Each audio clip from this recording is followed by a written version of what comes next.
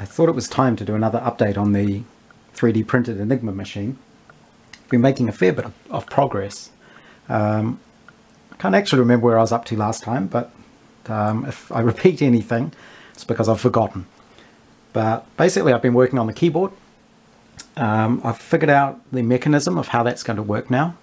And I believe last time I was writing up about my little test piece that I built, which is actually this. This is effectively one key, just to check how the mechanism is going to work. And you can see in here, this is the little micro switch. And this black piece in here is the cam that actuates the micro switch. So as you press down on a key, you should be able to hear it clicking. This little cam inside here actuates the switch. The cam's sort of got little ears on it. This is one of the cams, and you can see it's got that slot, and that slot runs across the sides of the switch, and that basically stops the shaft from turning. So you can't rotate it, which means the letters won't rotate on the keyboard. They'll be stuck in place.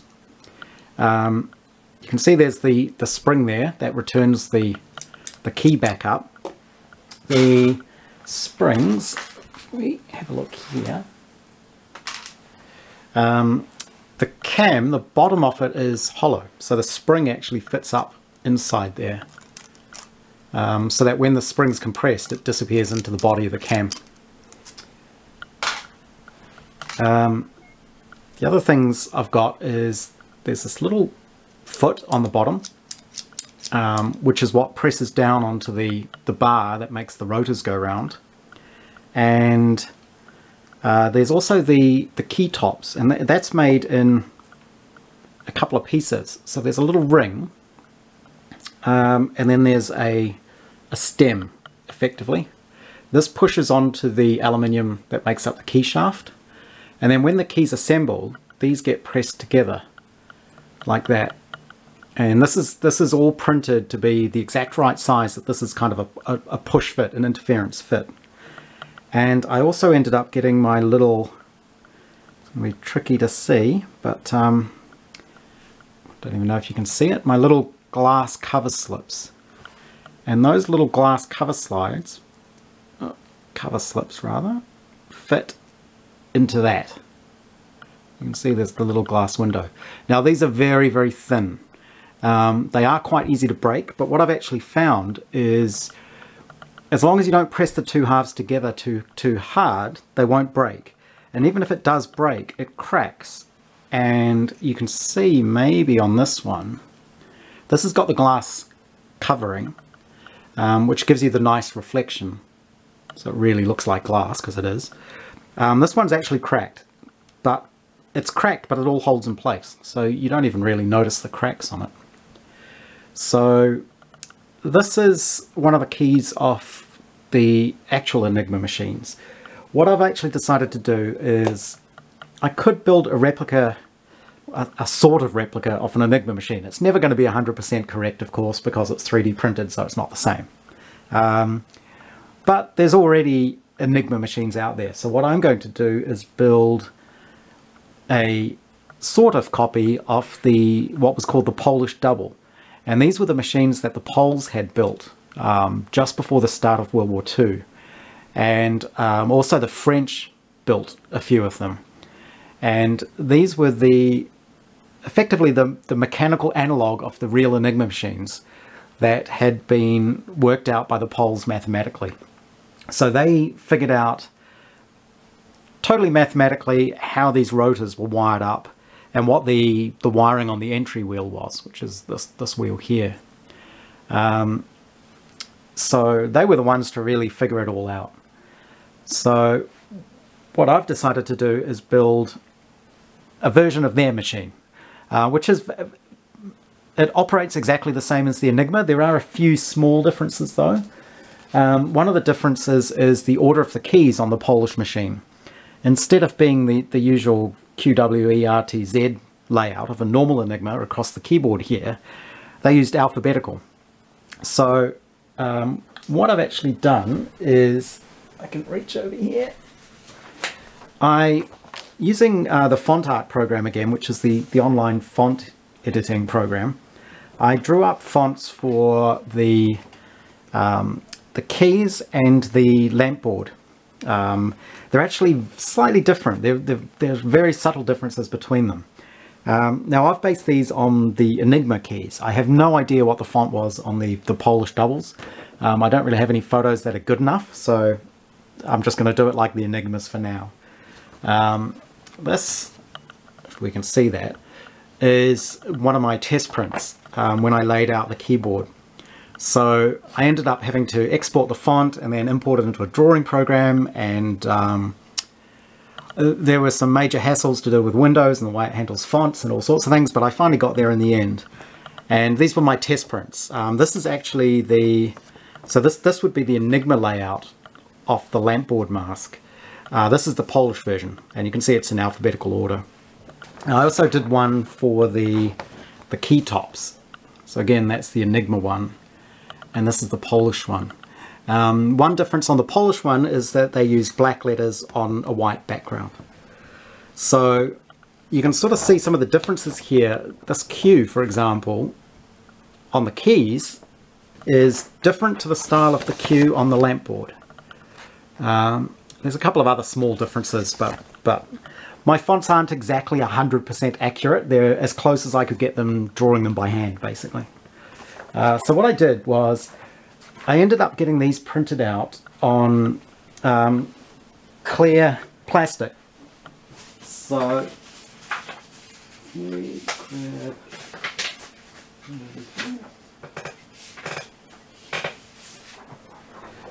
I had these printed on clear sheet.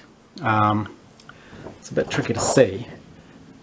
You can see that's the Polish one there, and then this one is the layouts for the lamp board. I hadn't decided at that stage if I was going to do an Enigma or the Polish double, so I've now decided on the Polish machine. So what I've been doing is, it's a bit hard to see at the moment, but we'll tip up the keyboard in a second. No, actually, let's do it now. None of this is bolted together yet, so it all comes apart. But this is my keyboard with all the micro switches in there. I did find that it sags in the middle. Oops. So I've had to print the base with these supports in it. Now this does mean that this has to be assembled in a particular order, because of course now this is going through the middle off this bar. But that's okay, it only has to be assembled once. But you can see I've started making the keyboard and making the keys, and these are the keys of the Polish double. Now I'll just put that back there for now. What I started doing was, because the keys are black on a white background, I took my clear plastic sheet that I had printed, and I used my airbrush and just painted the back of the lettering white. And you can see I've started cutting these out. So that gives quite a nice sort of finish for the keys. Being clear plastic, I probably don't really need the glass. I could have got away without using the glass, I think, but the glass just gives it a nicer look, because you really can see that it's glass. So like I say, that's for the keyboard. This is for the lamp board, and probably what I'm going to do is this gets cut out as one piece, and that's like the mask that goes on top of the lamp board, which will be in there. And I think what I'm going to do is use some kind of diffuser behind it, like that, so that when it lights up, it shines through the diffuser and then lights up each letter. So this isn't really diffuser, this is actually just some oven paper. So diffusion's always an interesting problem. We always used to have this problem when I was at Weta, to do with LEDs and spacesuits and things like that, where you've got a lot of LEDs and you use LED strips, but you want to diffuse the light to give a constant light. And we always had interesting problems trying to find diffusers that would work in very small spaces. But I think for this, something like paper or tracing paper, anything like that is going to work. I actually have one of the light bulbs set up there. I'll show that in a minute.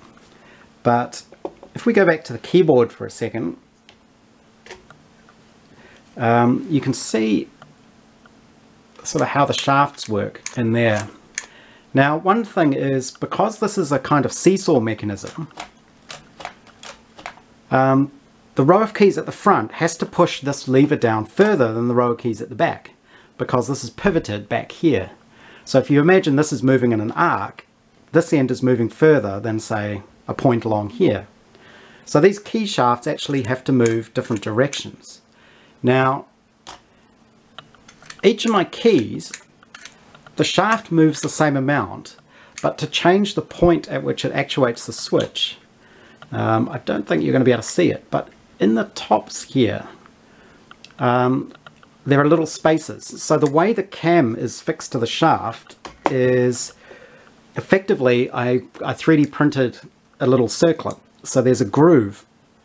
If we move that down, you can see, sort of, that's effectively a 3D printed clip, a circle. Right, sorry about that. My camera ran out of storage space. Where was I up to? That's right. So, with the little switch mechanism, the little cam mechanism, as I was saying, each row of keys has to press down a different amount. So the way I do that is the key shafts all go up and down the same amount. I just vary the point at which I actually actuate the little micro switch.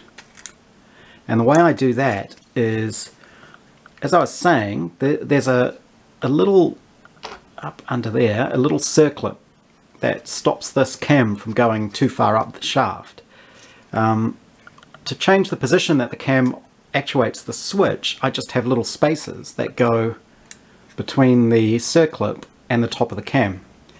And it basically worked out that I needed a 1mm spacer, or rather no spacer in the bottom row, a 1mm spacer in the middle row, and a 2mm spacer in the top row. And that gives me the right amount of travel before the switch is actuated. Because what you actually want is, you want as a key is pressed, you want the rotor to move first and then the switch to get actuated. So that allows me to do that.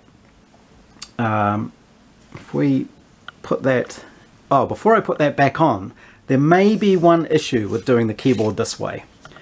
And that is, when I assemble it, I'm basically going to have to line up all these little aluminium shafts, which I haven't made yet. I've only made these 3.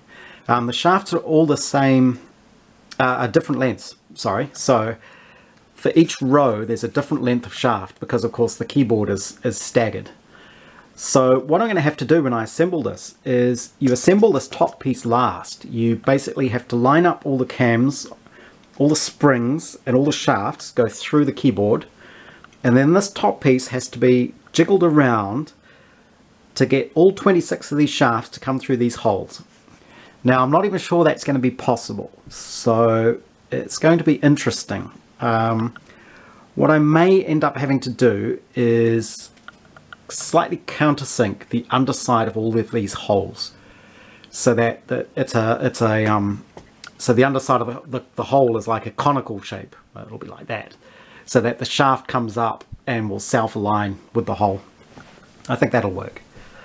As you can see, since we've got that off, the keys move up and down nicely, and that's the key top is rotating on the shaft there. I'm probably going to have to glue those on when I do the final machine. They're sort of a push fit at the moment. So if I put that aside over there, the other thing I've done is worked out the little mechanism to lift this bar back up. And so what I've done is, on the original Enigma, there were actually springs that went between this and the piece of the mechanism above it to pull this back up. And I didn't want to do it that way, just because I want to try and keep most of the parts separate if I can. So what I've ended up doing is using these little conical springs. And now these I've taken from battery holders, cell holders. Just pulled them apart. And I just printed these little bases that these things sit on. And then these will just slide underneath there. And that's what's causing this to spring back up. Of course, you need a spring on this as well as springs on the keys. If you didn't have springs on the keys, if the keys were just resting on this, as soon as you pressed one key, all the rest of them would fall down, which is why each key needs a spring as well, of course. This piece actually, by the way, I've modified it a number of times now to get the mechanism exactly right. Just little things like this piece here, you can actually see now how this is two pieces. This grey piece is what's holding the switch in place. Just by that piece just pushes down on it. And it also has a little cutout there, which is where the circlip disappears up into, so that the cam comes all the way up. Now this thing I've been carrying around in a pocket, and I've had sitting on my desk at work, and I've just been playing with it, just to see how reliable it's going to be and how solid it is. And it actually works really well. It's quite nice. It's quite relaxing. It's a bit like one of those stupid fidget things. You know, a single Enigma key. But that was a good test, so I'm quite pleased with how that's come out. What else have I done? I think that's kind of it. We can have a look at the bulb and the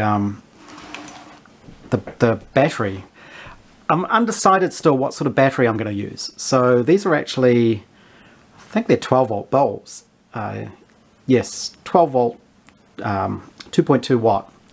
So these are quite different to the Enigma bulbs used in the real machine. And the real Enigmas actually use a special sort of lamp, which is, it's not a globe, it's at the top of them is flattened. It's like a mushroom shape. And I believe there is someone who's remanufacturing those now for real Enigma machines, for the replicas as well.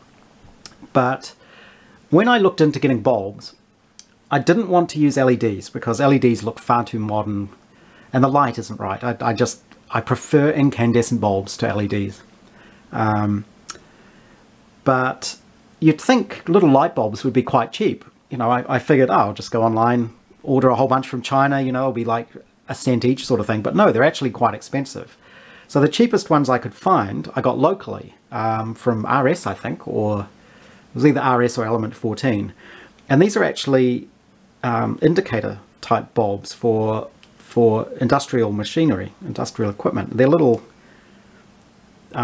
bayonet type fittings. They go into these little holders. So like I say, these are 12 volt bulbs, but I'm probably going to run them at 6 volts and use one of these sealed lead acid batteries. So they're quite small, not very high capacity, but you don't need very high capacity. All it's doing is lighting up some little light bulbs for a while. So I may even look at using, I could probably even use double A's, but for now, we clip that on there. You can see the bulb lights up. It's pretty dim, but it doesn't actually need to be that bright. And in fact, I don't want it too bright, because if we put this behind one of my letters, you can see how it lights each one up. There's a bit of light spillage, so when I make the lamp board, I'll probably have a little tube or something that goes around the bulb just to hide some of the light. But I think that'll work quite well. I've just lost my cable. And like I say, I need to play with the diffusion, you know, and figure out the best way to do it. But I mean, one of the things I like about incandescent bulbs is they fade in and they fade out. You know, an LED is sort of instantly on, instantly off, whereas these have a nice glow to them. So that's what I'm going to use. That's one of the next jobs, is now designing the lamp board. And that should be relatively simple after doing the rest of this. I don't think that's going to be too great a problem. So I think we've seen the keyboard working enough. This will just go on there. Like I say, it's going to be a pain to assemble, especially because this piece is now effectively inside the keyboard. So let me just move these. But it should be possible, hopefully. I'll figure that out when I get to it. But there's a few other little details. There are little buffers down here which control how far down that will go. At the moment nothing's bolted down, so you can see it's sort of it's lifting up as I press the keys, but